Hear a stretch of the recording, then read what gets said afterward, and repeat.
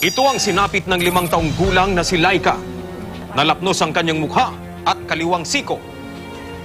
Ayon sa ama ni Laika, inihahanda niya ang kanilang gasera noong Biyernes ng gabi. Pero imbes na kerosene, gumamit daw siya noon ng gasolina sa pagpapailaw. At nang sindihan niya ito, nagliyab ng malakas ang gasera hanggang sa madamay ang kanyang kamay. Naiwas-iwas daw niya ang gasera, tiyempo namang naroon sa malapit ang kanyang anak. Tiamok awan data ubing jay likod ako ma'am. Hindi yung kasta ako ma'am kadagay. So naala jay lopot naman. Makita mo tiyan ako nga naura man so nga jay dapo-dapo ko na ada ma'am di ba kasi ti mangidep no gasolina.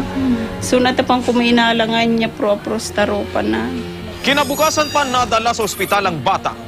Malayo raw kasi ang ospital sa kanilang lugar at kailangan pang tumawid ng ilog. Ayon sa sumuri sa bata, nagtamo siya ng 2nd-degree burns. Rupa na ma'am, kandi jay elbow na. Naagti ko naala. Nasa maayos naman ng kalagayan ng bata sa ngayon. Payo ng mga otoridad, huwag palalapitin ang mga bata sa mga gasera at iba pang bagay na may apoy upang maiwasan ang disgrasya.